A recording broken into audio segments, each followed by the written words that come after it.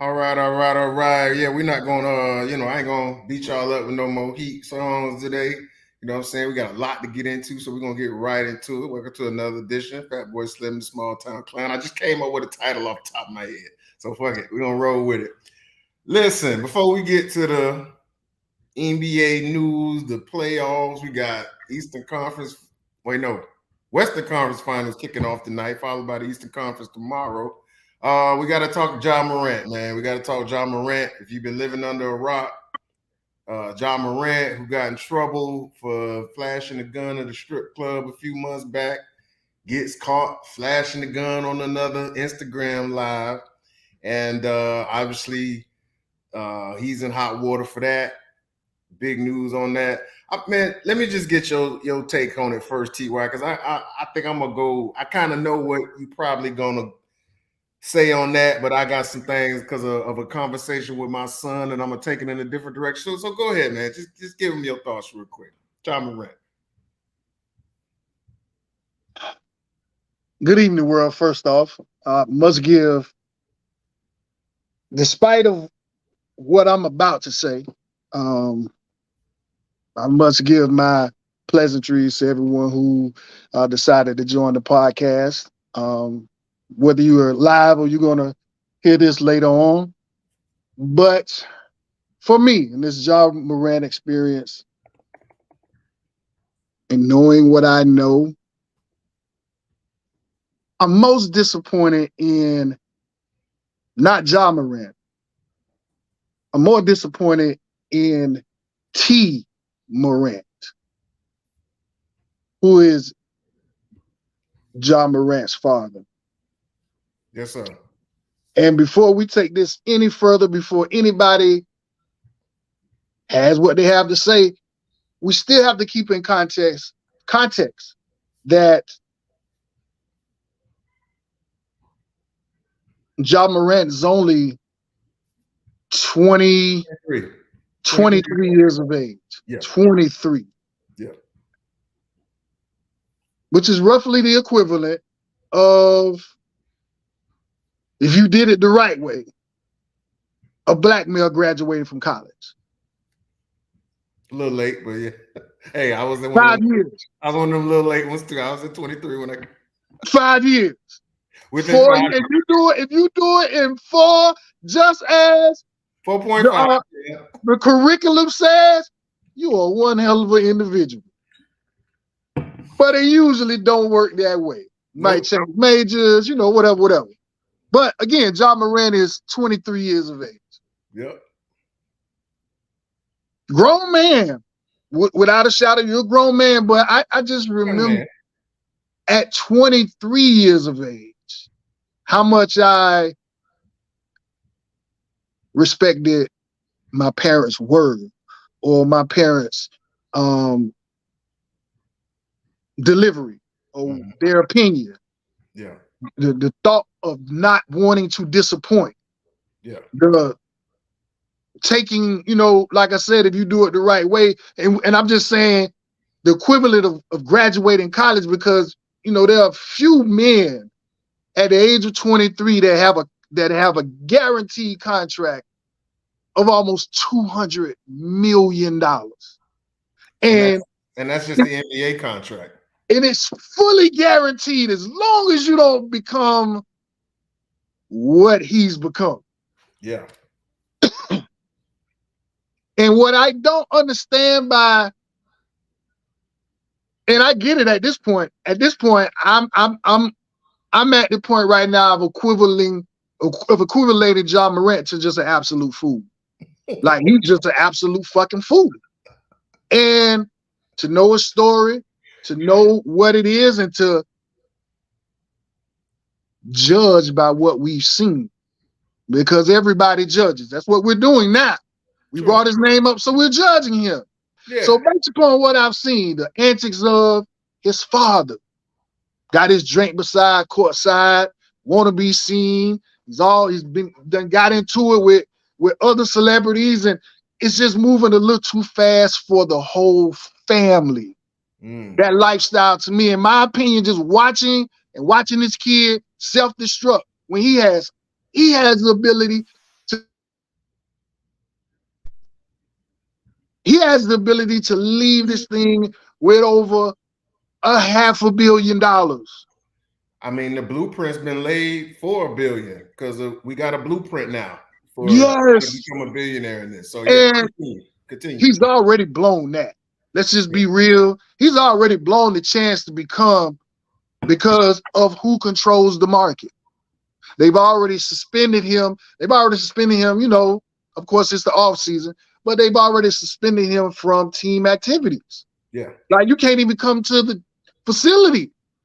Yep. I pray this isn't the beginning of self-destruction for John Morant. But he has to change. He has to do it. Yeah. Obviously, his father can't do it. And his father, if I'm reading what I'm remembering what I've once read, his father lives right beside him in Memphis. They have next door. I believe you can look that up. I believe I read that him and his father, his family, they live beside each other. Yeah. So T. Morant, you know what kind of boys those boys were back when y'all were in South Carolina, because y'all not from a real big place. You all are from kind of like small town, maybe what I call maybe like a mid-major small town in South Carolina. Okay. It's small. There ain't a lot of people in South Carolina, including every goddamn body. So y'all from South Carolina. They got traffic lights. So you know what type of kids those kids have turned out to be. This is not AAU basketball no more, because the kid that it's been reported that the kid that that held the camera to the picture that we're seeing is one of Ja's ex-AAU teammates. Yeah, and they're also saying that's the guy that got in trouble in Indiana and got into it with their staff and pointed the red laser. They're saying that's the same guy. T. Morant. He got to go. It's time for you to send him back to South Carolina. Yeah. There's enough money. If y'all want to, have that conglomerate where you take care of them or whatever, make sure they're straight. Y'all have enough money to do that. But he can't. Well, he's already been banned from Grizzlies home games. Yep. He's been banned from Grizzlies home games. Yep. So at this point, why is this kid in Memphis, Tennessee? Yeah. And to be fair, this kid, that's the same guy. Once Ja flashed the gun, he did turn the phone down. So maybe he got a little more sense than Ja. But here's the thing: his influence and the energy that he brings around Ja is clearly not positive. And this is where I wanted to pick up on it, because, and if any fathers are watching this, I use this as an opportunity for a teaching moment for my son. And this is why. You bring up that kid, and that's a great point, because my son is at that age. He's 13, starting to smell himself a little bit. He wants to be cool. He wants all the in crowd to be down with him. He want to be cool. So, we get the calls from, the deans and his teacher and all of that. And what I told him was, I say, you see, what you and Ja have in common here is both of y'all want to impress people that don't fucking matter. And you get in trouble because you don't realize that they gonna be your friends anyway. You know what I'm saying? If Ja Morant want to go to the damn library every day and read Shakespeare, guess what them motherfuckers gonna do? They're gonna go to the library with Ja. If Ja want to sit home and read comic books and play video games all day, that's what they gonna do. You got talent, you good at this trumpet, you good at this ball. People want to be around you anyway. You set the tone. You ain't got to come down to their level. You letting that peer pressure affect you to where you think you got to act a fool to get these people to like you, and that's not what it's about. So when I see Ja after the second incident with the gun, when I see Ja after this other incidents that they reported, because they said he went to the mall and got up in somebody's face because his mama there's been about 6-7 incidents with this thing.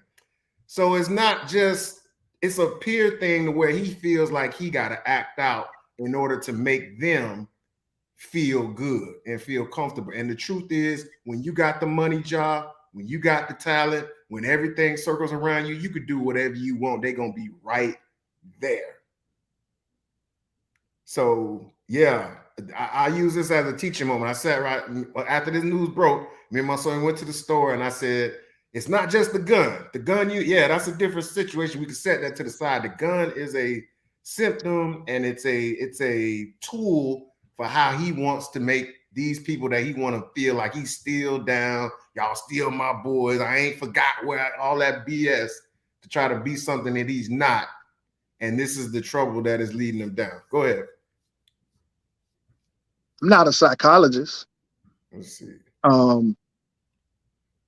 Yeah, it looked like it, Mona. I don't know.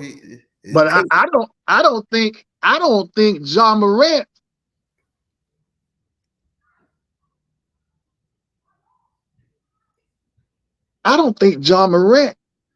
think he's really that cool.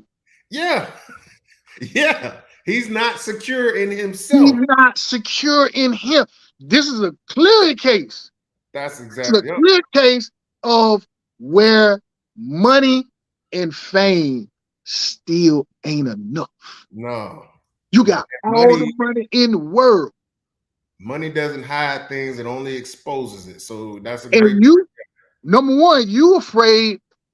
And again, he's a young kid. He's 23. Yeah. This is where I keep saying I'm so disappointed in T. Morant. Because you've been there from day one. How in the fuck is it that your son that you stay right beside in Memphis, that you at the home games, with your Hennessy cup and your shades looking cool? How the fuck is it your son acting out when he got all this shit to lose? Nigga, are you mentally retarded? You said it right there. His dad probably, that's where it come from. This want to be cool. Everybody got to know I'm the man. You hit the nail right on the head. And so it's not just a job thing. T need to go sit down somewhere too. T need to change. I am disappointed in T. Morant. This is your son. But T.Y., we all know a T. Morant. We all know that there's a dude in his late 30s or 40s that still ain't quite got it. And he's raising a son. That's the only thing. Because I think what he had him was like 17, 18. I was about to say this is a clear case of young people having children way too early. It backs the typewriter up. Like I said, I'm not a psychologist.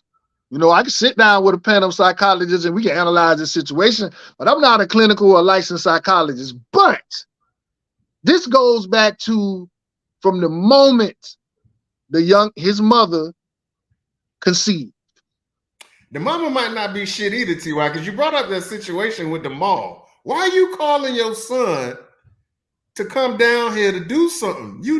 Why are you calling your son over arguing? I can see if somebody put hands on you. Difference, totally different. But you saying that you was disrespecting, you calling your son, knowing your son ain't got good sense to come down here and act the fool. Like, what are we doing here? What's this? This the mom from Friday. Remember the mama from Smokey Mama from Friday? But bro, this is not a funny situation. But I'm laughing, but I'm just saying, listen to the ramifications that it's caused already. Now we know that Memphis was the 2 seed in the West. Yeah. And it's widely considered that the West was better than the East this year. Yeah.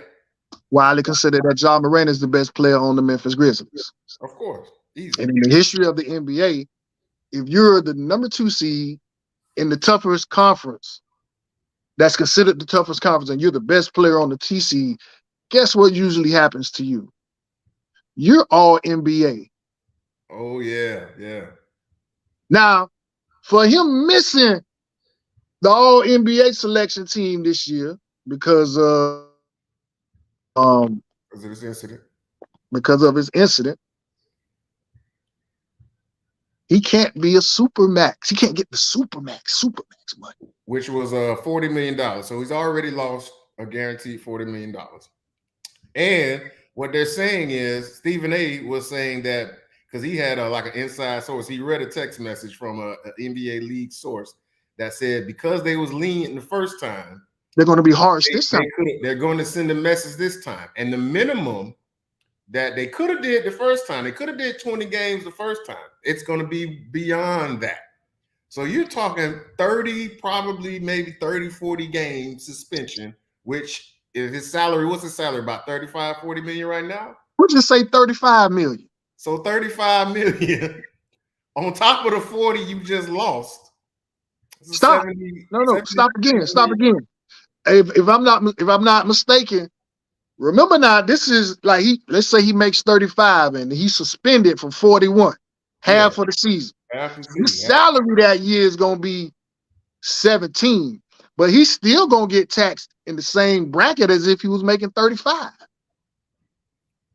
Well, it depends on how I know sometimes they break it down into bi-monthlies, but yeah, theoretically, yeah. Yeah, they're gonna drop the hammer on him. Just to do this, dog. Just to do this. Yeah, you done lost $50+ million. Just to. Oh my! Now we ain't even talking about all the side advertisements that are gonna back away. Yeah. Because they can't run the shoe now. No, they can't run that shoe. No. And they can't run it. They already pulled the ads. I'm not saying they canceled his contract, but I know they pulled the Powerade ads. So they have all the grounds they need to do all of that. And this is where, man, some of my people out here, most of the people I see and talking, they understand what the situation is. But some of y'all that want to enable and talk about Second Amendment and he didn't do nothing, all he did. Bruh, we ain't talking about a legal case. He's not going to be arrested. He's not going to jail. We're talking about just straight up money. And if you don't understand by now that these sports leagues are conscious of their image and they're conscious of, because the bottom line is they sell this product to rich, white middle people. America. And they don't want to see y'all acting the damn fool. It's in the contract. If there was anything that was being unjustly treated, you would have heard from the Players Association, and then Ja would have had grounds to sue. But he doesn't, because he's the collective bargaining agreement. They have morality and codes of conduct policies and language in their contract. And what you're going to see is he's going to be suspended for conduct detrimental to the league, and he's not going to have a leg to stand on. So all this, well, he ain't do nothing, he ain't hurt nobody, Second Amendment, that's not the goddamn point. I don't even want to like I've read people who've posted that same theory that you have about what he didn't do it and he didn't get arrested. My right. I'm like, look, man, you work for a private entity. Do you understand that there's a code of behavior that if them people say that you work for, say, you can't do that. We done already talked to you about that, and you go and do it again. Thank you. The NBA.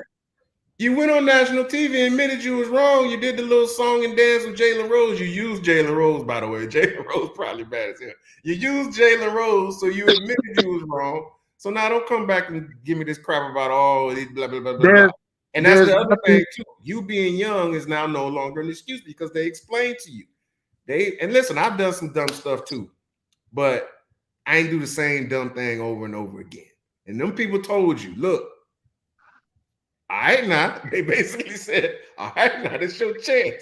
8 games, we cool. And you just had to go be that guy. You had to be that guy. Yeah. So look for all the new people to the NBA. You know, all the people, you know, the NBA, social media, you're at the NBA now. This is the NBA. Yeah. There are several people that we can name that they said that's enough.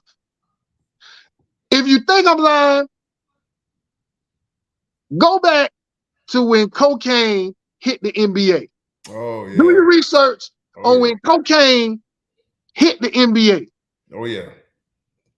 They got them up out of there, boy. Let me tell you something about them white folks. And, you know, we all nationalities are welcome here. Don't understand me when I say them white folks. I do not mean that in racial terms, but the league is owned by white folks. And the one thing that they would rather you be on drugs than you talking about guns. You can look at your neighborhood. Ask Steven People Jackson. in your neighborhood that been selling weed for 20 years in the same house, in the same neighborhood. But guess what? They ain't never got nothing on record talking about shooting a gun or anything aggravated. They just sell weed. And the police know they sell weed. And nobody messes with them because they don't mess with nobody. Yeah.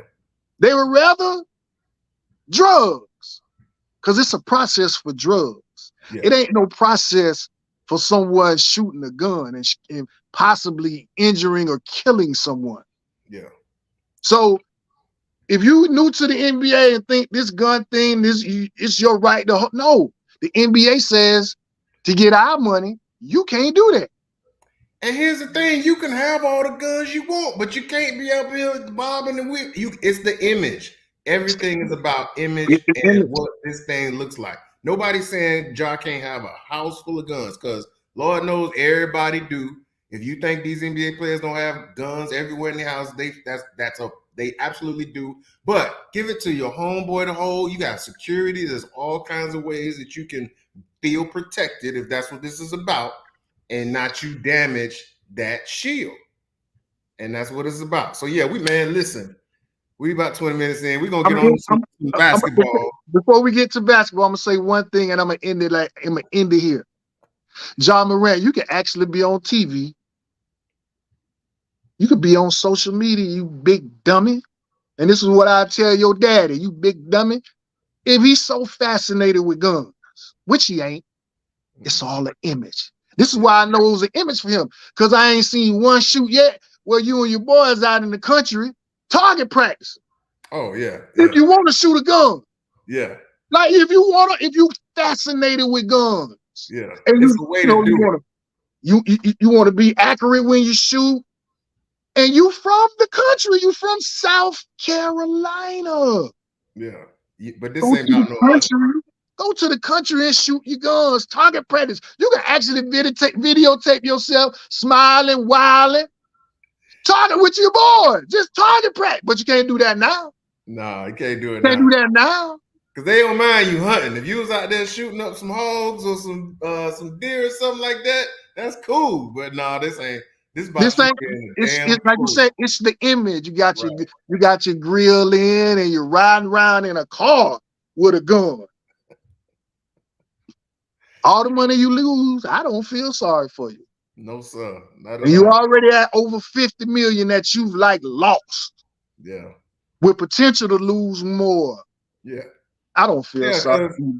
Because then, even if it's fair or not, even if you come back and ball, they're not gonna put him back on no time soon. He's gonna earn all that stuff back. No, he got to change. He got to totally change his image to get all that back, and he never will. You a black man, they'll never give you what you once was worth, or what they wanted to reward you. They always can. You're at the mercy now of the NBA, and that's what you don't want to be. You don't want to be at the mercy of who employs you. Yeah.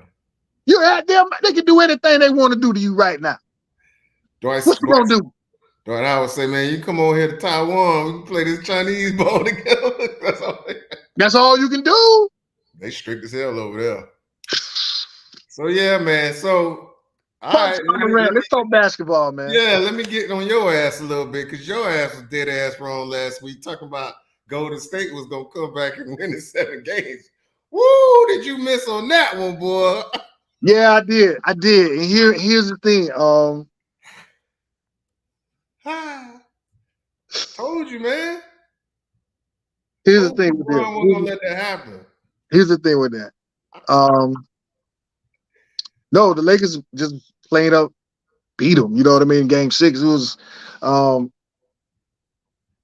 but that lets you know how the bounce of the ball and just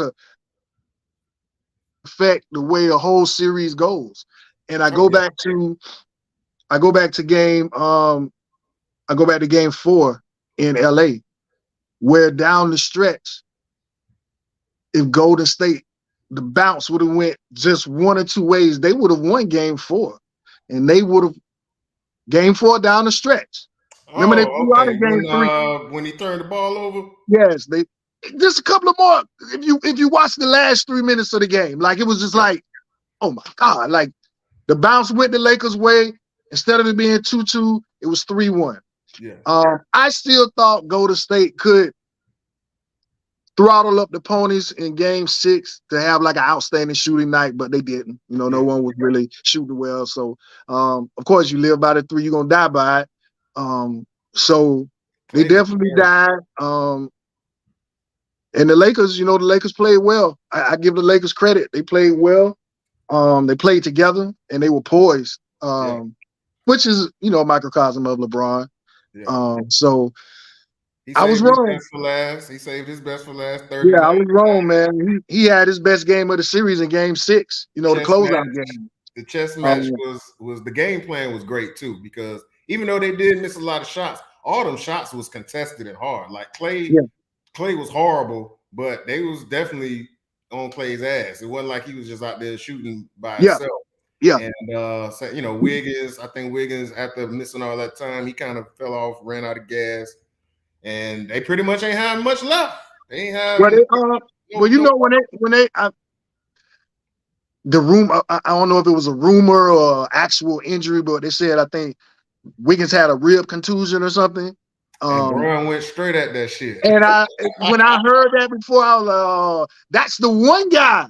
Brown started posting up real hard when he heard about that. I was like, that's the one guy we can't lose, because he's the one guy that has, like, as great as Draymond is, even when he plays the 4, he's still undersized as a 4.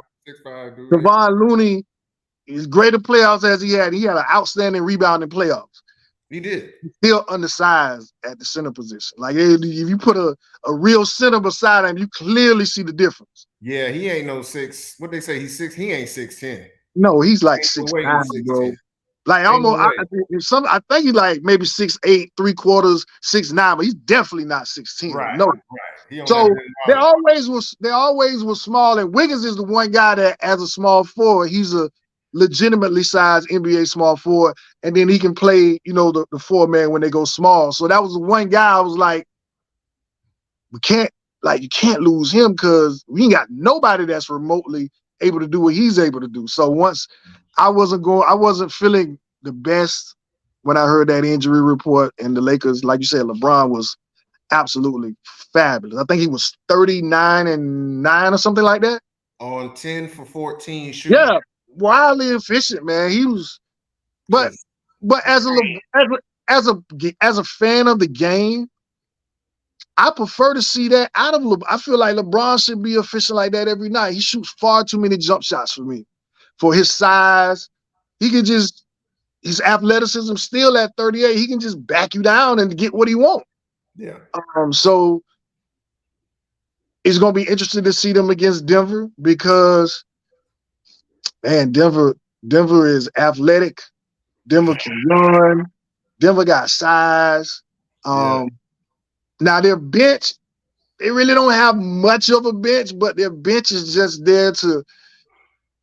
The key to their bench is Bruce Brown. Not to lose it. They can't lose leads and get blown off the floor. But they got enough to do that. Listen, if Bruce Brown is on the court and they're plus when he's on the court, the Lakers are in trouble. Because if they're plus with him on the court, that means he's doing a little bit of everything. Yeah. He defends, he gets steals, he hits the 3, he'll drive. He's an energy guy. He's like energy. Yeah. So he's going to be key for this series. Whoever can stay on the floor per schedule between AD and Joker is going to be a key for the series, because they're going to guard each other. It's gonna be a great series. I think it's gonna be a great series. Man, if I'm the Lakers, I gotta really test that big Serbian's cardio, boy. I'm gonna test him all night. I'm talking about putting him in a pick and roll. The Lakers was doing this little play during the Memphis series where they was having AD come off of pin downs.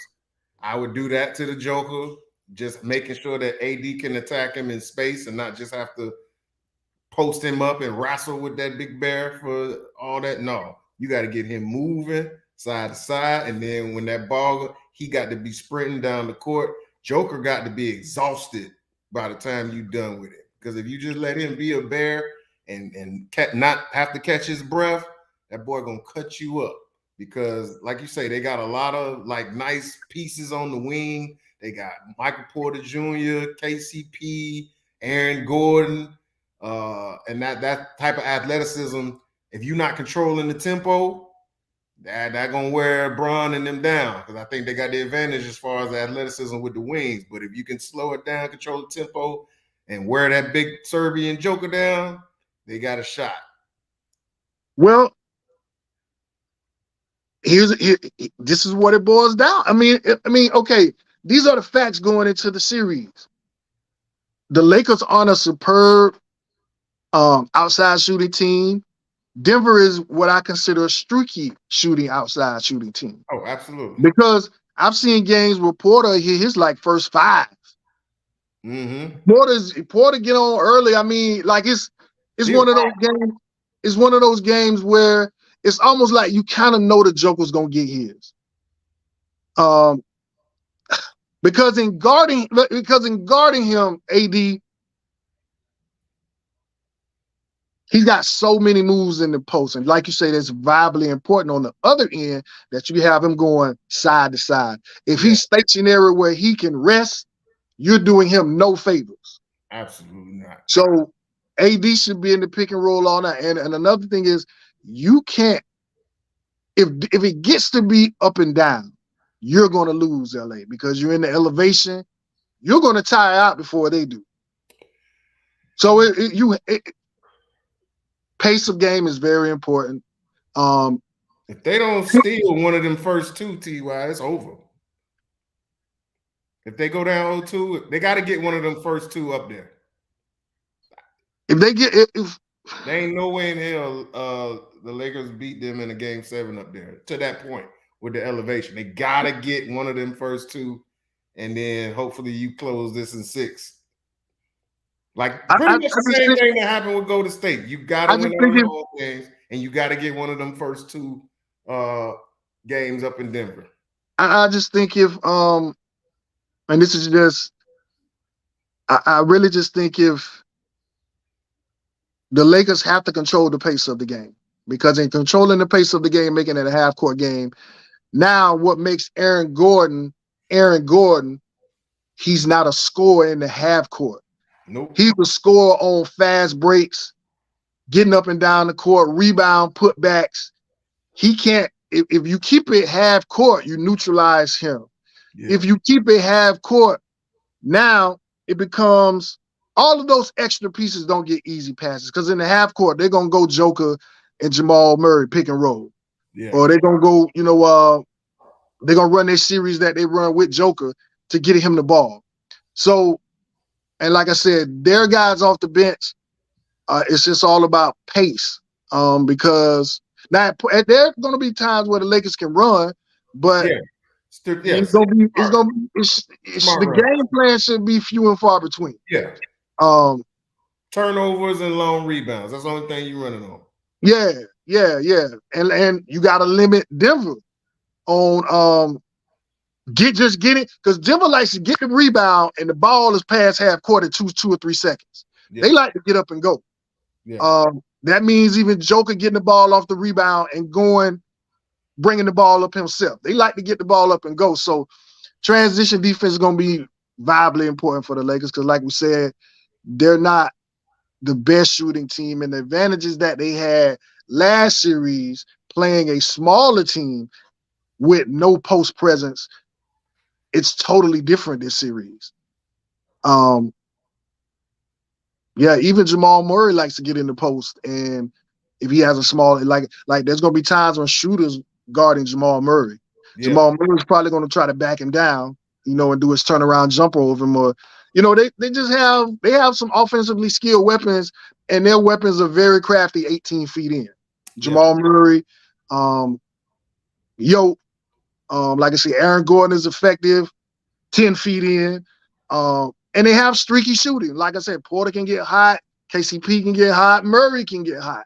Yotes can shoot it from 3. Like they can really, if they get going, they're tough to deal with. And then, like I said, they're gonna be in the elevation, man. It's gonna be tough for the Lakers. It's gonna be tough. Yeah. I mean, I see a path for the Lakers, but it is hard. They got to be perfect because the guys that we just talked about on Denver are known commodities. The Lakers, they always trying to find that who's going to be the best third guy, who's going to be that best third, then fourth guy sometimes. Because, sometimes D'Lo, sometimes they just got to sit D'Lo ass down. Other times D'Lo hot like fish grease. Mm-hmm. Austin Rivers has been a little bit, no, not Rivers, Reeves. I got to keep it. I was going to say Rivers. Austin Reeves has kind of been that guy, but he can go cold on your ass in a minute. And then after that, they search. Is it Lonnie? Is it Vando? Is it what's his name? Schroeder. So yeah, but with them guys on Denver, you already know what you're gonna get. So yeah, it's a tough call, man. What you call it? I got Nuggets in 7, man. Yeah. I feel like I think it's gonna be so hard for the Lakers to win a game in the elevation. That I think it's and Denver, even though they're the number 1 seed, them on the road sometimes they don't. Man, they're one of those young teams that really, really feed off their home crowd, and sometimes on the road they don't execute. And we forgot Uncle Jeff. Uncle Jeff still getting good minutes, dog. Uncle Jeff gonna have a game in this series where he does between 10 to 14 points. And they need it, like when they need it. Yeah. And the actual thing about Uncle Jeff shooting a 3, Uncle Jeff will still dunk on your ass too. And he gonna give you some good minutes on LeBron. See, they got a lot of bodies to throw at LeBron. Yeah. They're gonna have Gordon. I think Gordon's gonna start most of them. Then you got KCP. Then you got Uncle Jeff. Like, God damn, LeBron. They got Porter. Remember, Porter's 6'10". Yeah, I think they're gonna play him more. Well, yeah, you can put him on Bron too. Yeah. Ooh. They got Gordon. They're gonna get minutes with Gordon, Porter. They're gonna have Uncle Jeff on some minutes. They got a lot of bodies. I mean, and they got the elevation. So if they get into this right here, it's gonna be a long night for LA, man. If you let Denver do this right here, it's gonna be a long night. I'm not going against the King right now, bro. I'm not. Hey, you got history with it, man. I understand. I'm not betting against. I see it. My head says them Denver boys, but nah. Lakers in 6. Okay. So they're gonna win one in the elevation. They got to. Now, if they lose both these games, they gotta win one of these first 2. If they lose both of these games, then I'm changing them up. So if they lose the first 2 in Denver, there's no way they can win 4 out of 5, you're saying? Okay. Got to steal one, man. You got to steal one. Got to steal one. And we kind of saw this with the Sixers and the Celtics thing. Like, you get to that home game 7 and you on the road, bro. That's tough, boy. It's tough, boy. In the history of me watching the league, man. Bron the only one. I think Bron's the last one to do it, and that was a fucking miracle.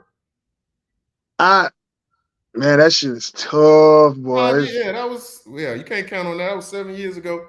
Bron definitely, whatever it is, the injury, the age, probably both, but you can't count on that man to pull off these miracles. You can't count on that. So it's gotta be one of these first 2 games. You say I would want to win one of these, game 1, game 2, or game 5 at on the road. I definitely wouldn't want to lose and get to game 7 and got to win game 7 on the road to take it. Nah.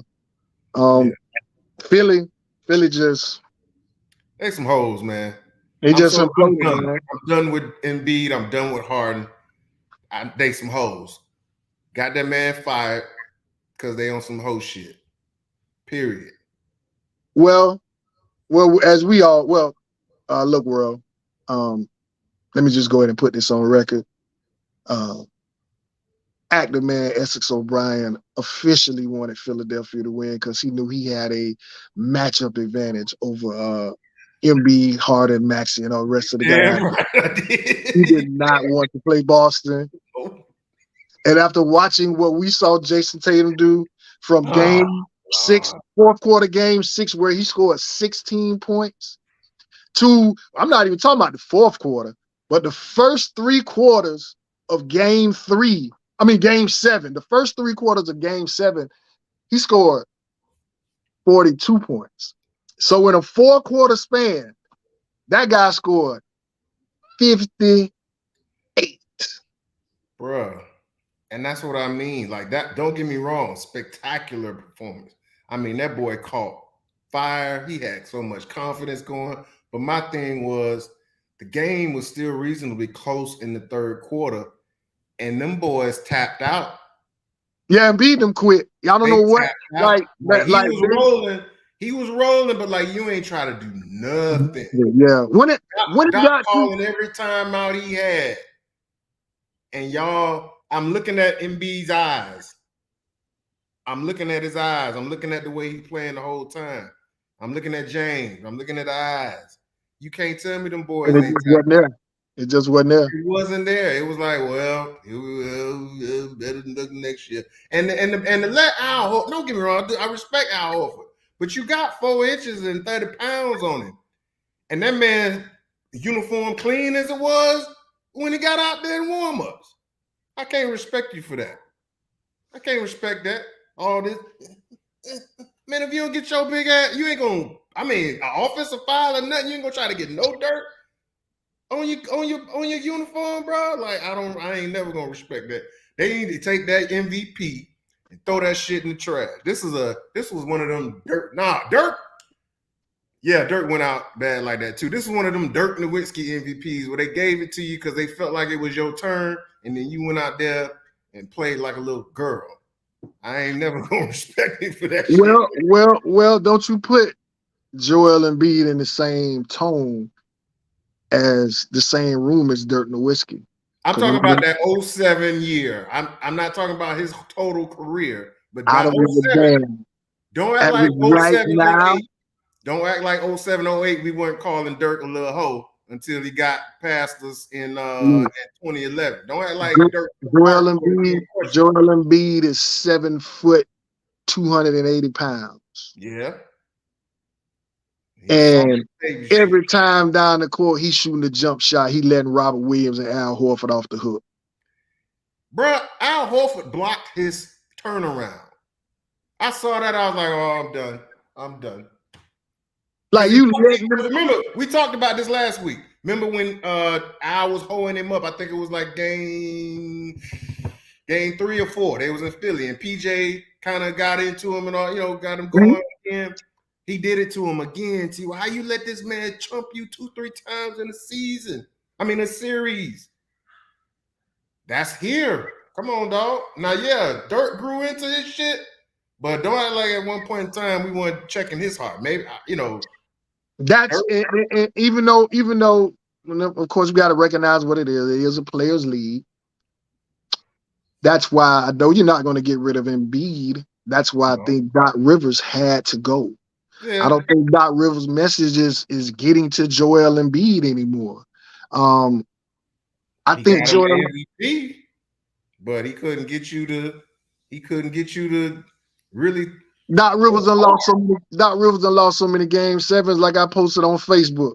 I said, man, and I went with Phil. I'm like, man, they got the big man. But I also said, but Doc Rivers is their head coach. And just from shot selection that I'm watching them come down the court every time down the court, especially in the third quarter, I'm like, what the fuck are y'all doing? They're still doing that pick and roll shit that Boston had adjusted to. And Joel's trying to do all this take off the dribble shit. He never really got anything in the low post. Get in the low post. But why I got to tell you that, Joel? You've been in the league, what, 8-9 years now? Somebody got to tell you to switch something up. I'm not taking Doc off the list. I'm not taking him off the hook. Yeah, you're right. He did, I understand. But damn, Joel, this your fucking legacy. It's your legacy, motherfucker. Get your ass down there and do something. Especially when the guy's 4 inches shorter than you and you got 30 pounds on him. I got to tell you that, because T.Y., here's the other thing. I got to tell you to go get rebounds. He only had 7 rebounds. I got to tell you to go do that. I got to draw up a play to get you a fucking rebound. I just know if I had Joel Embiid's size, footwork, shooting ability, and skill. Yeah, I ain't never gonna respect him. Even though, look, listen. And people might, get at me for saying this, but listen, if you ever watched a Philadelphia 76ers basketball game and Joel Embiid is like on his shit that night, he is unstoppable. Unstoppable. He is like like the last person that, of course, I know that was unstoppable was Shaq. Where he was you couldn't do anything about. But with Joel Embiid, you can literally give him the ball on the block. And every time down the court, you cannot predict what he'll do to score. Like with Shaq, you knew it was going to be drop, step, jam. Sometimes he had a little hook, but most of that shit was drop, step, or swinging the elbow, getting around you, and slam. Most of it was just slam or land it in the hoop. With Joel Embiid could be 10 feet from the basket. Yeah. And score any possible way you can think of. Turnaround jumper. Just drop, step, and hooking. Yeah. Up and unders. Yeah. Fade away jump shot. Face up, shoot the bank shot, shoot the straight jumper. I mean, he can do it all. Got it all, bro. And the one thing that he doesn't have that I watch when I watch him play, I still don't see that dog that just want to be great. Like which is what made Shaq. Yeah. Shaq ain't need no jumper. Yeah. He ain't need no turnaround. I'm gonna beat the hell out you today. Period. Yeah, when Shaq was motivated, he was like motivated. There you go. Yeah, and I like with Jordan.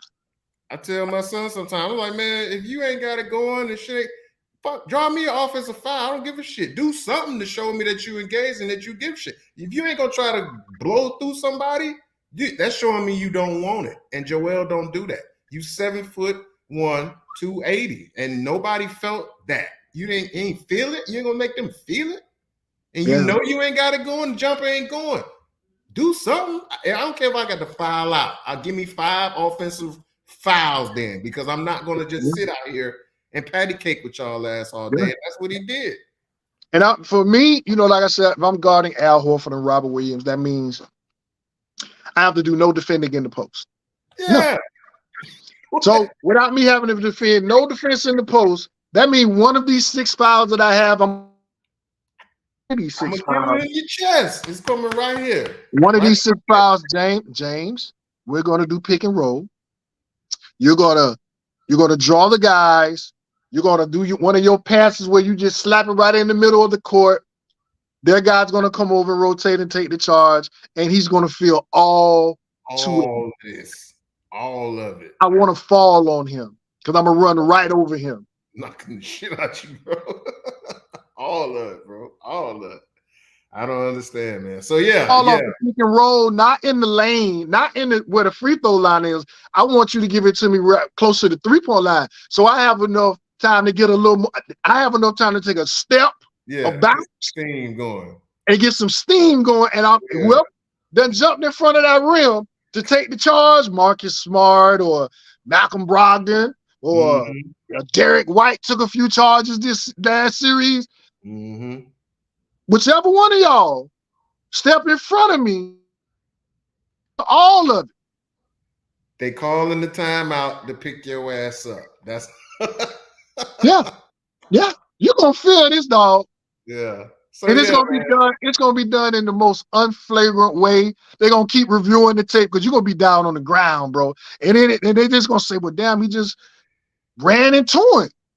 Yeah. And I'm gonna try to put my knee in your nuts unintentionally, but intentionally. That type thing. But yeah, man, I definitely wanted them old sorry ass dudes because I know that was gonna be a 5-6 game series. But these damn Yeah, Boston's, these damn Joel Embiid never wanted it, so fuck Joel Embiid. It's time to talk Miami and Boston. Yeah, god damn. We shorthanded, man. We shorthanded. No Oh, here we go hero this again. year. Here you No go again. no PJ. That's what you get, PJ. Now your ass is home. You could have been with us, but you want to go hang out with your little boyfriend, James Harden. You could have been with them dogs in the conference finals. But anyway, I digress. We got a lot. We got a lot of work to do. We gonna have to be way more locked in. I need Kevin Love to find some of that Minnesota Kevin Love. Damn, we got Oladipo either. It's tough, man. It's tough. Cause they and they confident right now. Goddamn Celtics confident. They just beat the shit out of Philly and they hungry, dog. They hungry. It's gonna be tough, man.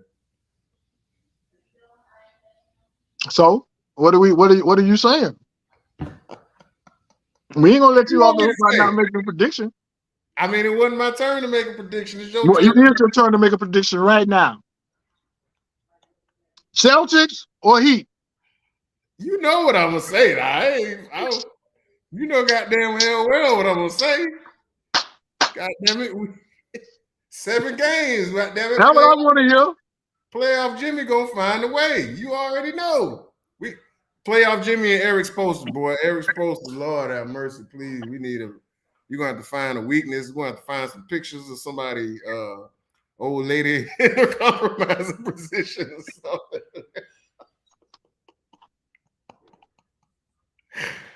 Oh man, the boys. Oh, I don't want to see Boston in the finals. Don't nobody want to see Boston no more in the finals. What makes you think they want to see Miami? Shit, they should. Why?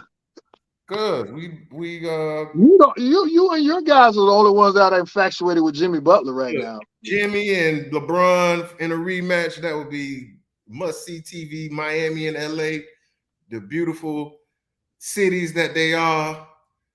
You know, rabid fan base. Rabid fan base? Don't say that about your Miami Heat. Y'all, anybody who has any knowledge about Miami sports, everybody a motherfucking fan when they winning. Hey, you couldn't just let me slide that shit in. You couldn't let me slide it in. Look, I went to school with these Negroes. now Essex is a certified Miami Heat fan. Like I said, he knows the rosters from the expansion days. But see, I also was a student at Florida A&M University when the Florida Panthers won the NHL Cup. And I had people Miami folks talking about, yeah, the Florida Panthers, and I'm like, you ain't never went to no game. Nah. Don't do that. I can't even tell you if they still in existence, bro. Are the Panthers still around? Do that. I get you from Miami and just all of that, but no, don't do that. You ain't into no damn hockey. You ain't into no hockey. Like, shit. Let me tell you, these Haitians, these Heats, we about them Heat now. Nah, I mean, damn, dog. Yeah, y'all love the Heat. Y'all love the Heat and the Dolphins. I'll give you that. And the Canes. Y'all love the Canes. Yeah. Yeah, it's gonna be tough, man. I don't know. I'm not gonna quit. But I know don't give me this deflating ass fight. You confident than a motherfucker. I'm not saying I'm not confident. I'm saying, I wish I had the game plan like I did for New York and Milwaukee, where I can see it. I just know we're gonna have to have at least 3 40-point games from Jimmy and a coaching masterpiece from Spo. Because if you told me I can rely on this guy, that guy, I can't say none of that. I don't know who gonna step up with this one, boy. That's what I love about this Miami team, bro. It's like every night it's like, who's gonna do it? And every night it's whether it's Kyle Lowry or whether it's Gabe Vincent, or whether it's Matt Strus, or whether it's Duncan Robinson, or whether it's fucking what's the Caleb Martin kid. We ain't He even talking made about some big Bam. plays. I'm including Bam and the people I don't know. That's what they're gonna do. Yeah, Bam is gonna play a certain style, but I need 25 every night on this series. Period. Any other series, okay, you can give me that little 15 here, 18 there, 23. No, bruh, we need 25 every night, or we ain't got a shot. Because they got a lot of shit. That's a loaded ass team. No, they can score. They can score. Yeah, they can score. We're severe underdogs. Like, don't nobody think I think they say it was like 97% to 3%.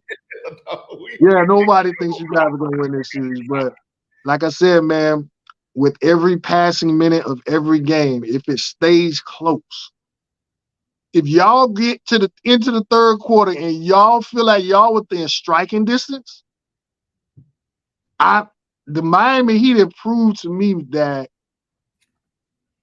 if it is within striking distance, we're just going to be more mentally tough than you guys. Absolutely. They have proven that to me. Absolutely. And I mean, even with Boston goes through stretches where you like, what the fuck are y'all doing? Yeah. And because really, when you look back at it, they shouldn't have went 7 with Philly. They shouldn't have went 7 with Philly. No. Right? Yeah. And if I tell you what, we can agree to this, Miami is triply more mentally tough than Philly. Triple. Easy. So that's why I say you're not getting 30. You're not getting up on about 30. That's not gonna happen. You might get up on about 10, 12. Watch this Miami team. Hold on, I'm sorry. Screen went out. I'm telling you, man, I've watched this Miami team over these 2 playoff series, man, and I'm thoroughly impressed with just their mental toughness, bro. Like they have established, and when I say mentally tough, this is what I mean. Both series, excuse me for my camera, but both series, like I said, both series, they establish the way they want to play the game as opposed to the opponent. Yes. They establish how this game is going to be played. We're going to play it at this pace. We're going to make you do these things that we said we want you to do through scouting and pregame. We said this is what we want to do. Out of all of the teams, except for the Lakers, and they probably on the same level, I think even more so them than the Lakers, they made opponents play the way they said that they wanted them to play. The Milwaukee series was masterpiece. They had Milwaukee shook. Milwaukee didn't even know who they wanted to shoot the ball the last 4 minutes of the game of every game in that series. Yep. They were, and against New York, they had Jalen Randle, not Jalen Randle. They had Julius Randle in a trick bag. He don't even know what he wanted. What are you doing? You don't know what the fuck you want. You so frustrated. They got you out your game so bad. So the key, maybe not so much Jason Tatum, but how can you affect Jaylen Brown? Yeah. Because Jimmy can't guard but one at a time. How can you affect Jaylen Brown? And Jaylen, he a dog. Jaylen is an absolute talent, but sometimes, he and even with Tatum, Tatum has had a good stretch, but this is going to be the toughest matchup that Boston is going to face because they are really, really in for a mental tough dog fight with Miami, bro. Yeah. Like Miami going to be ready to play. Yeah. And Miami's they made enough shots, bro, to where I Heat in 7, bro. That's I like Heat. I like Miami in 7 simply because I think Eric Spoelstra is a better coach than Boston's coach. I Absolutely. think If Eric's supposed to ain't prove shit to y'all by now, I don't know what to tell you. It's I him and Ty Lue. I don't know. I don't even know if you can say Ty Lue no more. But yeah, Eric Spoelstra probably the best coach in the league. you're gonna Miami. This is what's gonna be so great about Miami in this series. Miami, there's gonna be a game where they probably beat you guys by 25 or 30. They're gonna have one of them nights where all them threes, Marcus Smart three is gonna be dropping, Derek White three is gonna be dropping, Malcolm Brogdon three is gonna be dropping, everybody gonna be dropping. Al Horford gonna drop threes in one, and all of them gonna drop in one game. How you repair? Because they're superior, like we can both just say they're a superior offensive team to Miami. Yeah. They just we was bottom 5 of the league in 3-point shooting. So listen to me. It's gonna be one game, Miami, where it's just gonna happen. It might be tomorrow night. It might be the game 1. Yeah. But how you recover? I would want that to happen to any team. That couldn't happen to any team I would feel confident in the East, and that's including Milwaukee. That where you lose by 25 and you be ready to play the next game. That's what I believe in when I see Miami play. Like Miami is a really, really mentally tough team. Absolutely. And I don't know, man. I'm looking at the roster and I'm in my mind, I'm saying, hell no. But then when I'm watching Miami play and I've watched them play for the last 3 weeks. And I'm just like, man, these motherfuckers are just like, they are going to will themselves to win. They make you believe. They're going to will you out of your way to win. They literally win. Oh, frozen a little bit. But yeah, we make got up by 9 or 10 in the second or third quarter, and throughout the rest of the game, I had no worries about the New York Knicks coming back to win. No. I think you said that last week. Yeah. Yeah, our being up 10 felt like being up 20 to them. Man. Yeah. It's a mind game. And Boston is mentally tough. That's why I say it's going to be a great series, man, because them baskets ain't going to come easy against Miami. Miami going to play D the best way they can. Like, they believe in each other. Like, yeah. And I'm not to say that Boston don't believe in themselves as well, but, man, it's just great to see a team that – yeah. It's great to see a team. I feel like all the games that are between 90 and 105, we win. Anything above 115, Boston wins. Yep. That's all pace. Who got it going? Who running there? Yeah. Pace. Jimmy controlling the pace. But then there's going to be a game. There's going to be at least one game in this series where Miami going to be hitting threes from everywhere. Oh, yeah. Struz, Duncan Robinson going to hit him. Caleb Martin going to hit him. Jimmy Butler might hit the 1 or 2 he may take. Kevin Love get good for 3 or 4. It's going to be a game where, the main thing for Miami, and we all know this, you must keep Tatum and Brown out of the lane. Absolutely. You just got to. I know it's easy for me to be on this side of the screen talking this shit like it's easy to do, but we know it's not. But you have to keep Brown and Tatum out of the lane. Yes, sir. If you don't, you have no shot at beating them.